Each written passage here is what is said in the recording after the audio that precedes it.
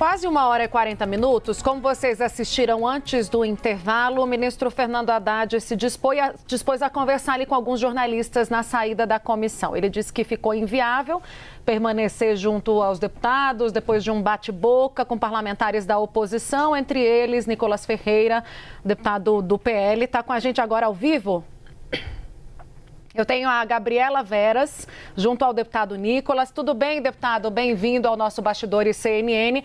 Vamos dar espaço também para que o senhor explique o que aconteceu. O ministro Fernando Haddad, agora há pouco, disse que o senhor fez uma pergunta e sumiu da comissão que ele considerou desrespeitoso. Esse foi o start desse bate-boca, que depois envolveu também o deputado do PL, Carlos Jordi. Queria saber se, de fato, o senhor abandonou a comissão. O que foi que aconteceu na sua versão? Boa tarde, Tainá. Boa tarde a todos. Basicamente, a gente utiliza o tempo para poder fazer as perguntas e demora até o Haddad responder, porque tem outras pessoas na frente. E aqui na Câmara é um trabalho muito flexível e aqui acontece várias comissões ao mesmo tempo. Então, naturalmente, a gente sai, a gente volta e nessa minha saída, ele, enfim, disse que eu era uma pessoa com atitudes de molecagem e que, na verdade, eu estava fugindo do debate e falou que eu, inclusive, não poderia ter um vídeo de 300 milhões de visualizações porque não tem 300 milhões de pessoas no mundo que fala português. Esse é o nível da galera que quer regular, inclusive, as mídias sociais. E, portanto, eu voltei, elaborei uma questão de ordem e, enquanto eu estava falando a minha questão de ordem, o presidente da comissão, que é do PT, impediu a minha questão de ordem, ou seja, ela já estava lida, elaborada e ele fere completamente o regimento com isso. Ou seja, me chamou para o embate e fugiu do embate. Afinal de contas, eram 3 minutos só que eu teria para poder respondê-lo. E ele fez sérias acusações a respeito do Bolsonaro ter dado calote em governadores, com relação à Eletrobras, né? Falou a respeito de diversos temas que eu iria rebater. E o presidente, inclusive, que é do PT, depois ainda falou que iria pedir à Polícia Legislativa para tirar os deputados baderneiros. Então, essa história que ele contou aí, afinal de contas, é uma lorota, porque ele, como ministro de Estado, está preocupado com vídeo de 300 milhões, ele está preocupado com vídeo meu, e daqui a pouco está postando vídeo para poder falar mal dos meus vídeos.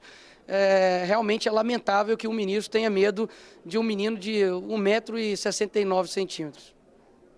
Parlamentar, o senhor tentou explicar para o Fernando Haddad exatamente o que aconteceu, que o senhor teve que se ausentar por uma outra votação ou por uma outra audiência, ou não deu tempo? Eu não pude. Eu iria esclarecer tudo isso na minha fala. Só que quando eu fiz a questão de ordem, estava falando, óbvio, já comecei já rebatendo os argumentos dele e o presidente do PT simplesmente me impediu de falar. E quero deixar aqui bem claro, até para quem talvez não concorde comigo, eu defendo a questão de ordem, mesmo que a pessoa seja de direita, de esquerda, de centro, afinal de contas, é um instrumento regimental. Então, qual é o medo que eles têm de eu falar durante 3 minutos? Porque eles sabem que eu tenho alcance, eles sabem que eu vou falar a verdade sobre realmente o que ele falou. Ele falou diversas mentiras que eu ia rebater, mas agora foi um convite e pode ter certeza que agora a gente vai trabalhar para poder convocá-lo e espero que dessa vez ele não saia do debate como ele fez. A Gabriela Veras, que está conduzindo essa entrevista para a gente, tem uma pergunta também. É contigo, Gabi. Pois é, Tainá, Uribe, boa tarde a todos que estão aqui novamente. Importante você falar disso, deputado, porque agora há pouco na saída, o ministro da Fazenda, Fernando Haddad, disse que com essas situações acontecendo, citou até o caso da Marina Silva, da ministra Marina Silva, que teve aquele bate-boca também, disse que seria difícil os ministros do atual governo retornarem, virem, porque eles têm esse medo, de acontecer de novo um bate-boca, enfim, possível discussão. Como que vocês encaram isso, vindo do ministro da Fazenda, essa declaração de que o governo federal pode ficar um pouco mais recuado com relação a possíveis convites, enfim, para virem aqui para as comissões prestarem esclarecimentos que são necessários para a população de uma forma geral? Dá um Google aí, coloca ministro Paulo Guedes quando ele vier a essa Câmara. Ele só foi chamado de coisa pior porque eu acho que não deu tempo, mas ele permaneceu e ficou o tempo todo aqui. Ou seja, um ministro de Estado que não aguenta suportar a Câmara, as suas pressões, e vai embora, e agora quer dizer que fica insustentável aqui o clima? Peraí. Eles, na verdade, estão com medo de vir aqui porque não aguentam a verdade. Porque todo ministro que vem aqui, do Lula, que vem aqui a essa casa, parece que eles são ministros da Suíça. Parece que a gente está na Nova Zelândia.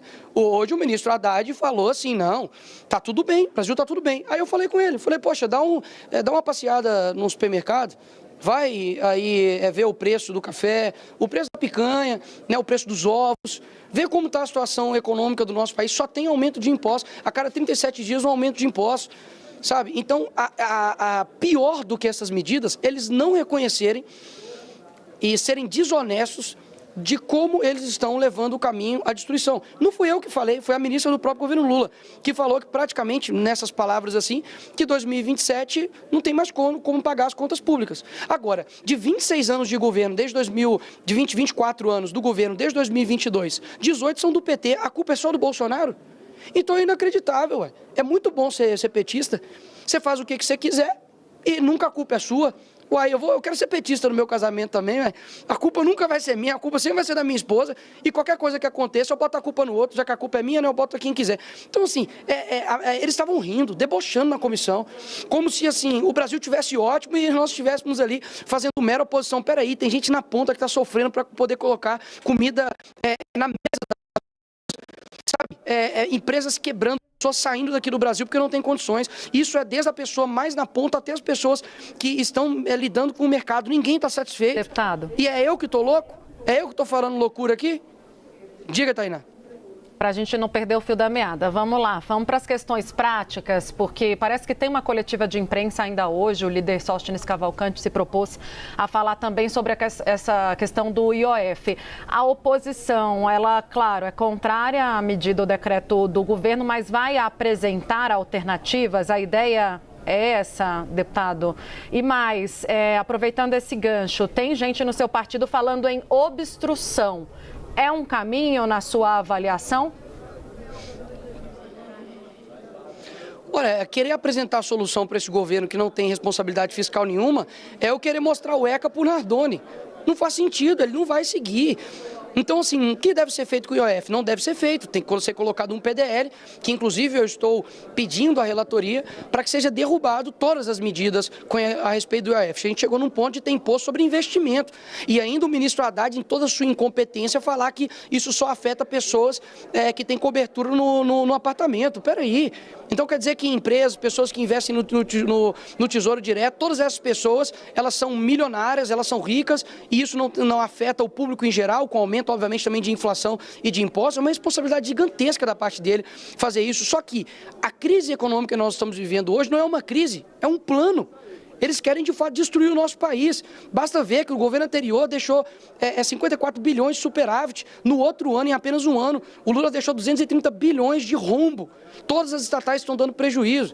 Então, a minha resposta para essa primeira pergunta sua, Tainá, é que não adianta, não é um problema de forma, é um problema de conteúdo. O problema é o PT, o problema é a esquerda. Com relação à obstrução, nós estamos extremamente insatisfeitos. Ontem o deputado André Fernandes fez um desabafo, praticamente em nome de várias pessoas da oposição, a respeito da postura do presidente Hugo Mota. Nós estamos sentindo praticamente ou traídos ou, no mínimo, enganados, porque nenhuma das medidas estão sendo colocadas a respeito, por exemplo, do IOF, a respeito da anistia, a respeito de outros temas que são caros, e eu acredito que até a anistia seja um preço muito baixo em troca da pacificação que vai ocorrer, mas parece que nenhuma dessas medidas são colocadas. Não tem um projeto aqui para corte de gastos nessa casa, só aumento, só aumento, só aumento. Não tem Estado e não tem país que aguente isso. Nós conversamos com o deputado federal Nicolas Ferreira. Muito obrigado, deputado, pela conversa aqui no Bastidores CNN. E obrigado, Gabriela Veras, por ter feito a mediação dessa entrevista. Obrigado.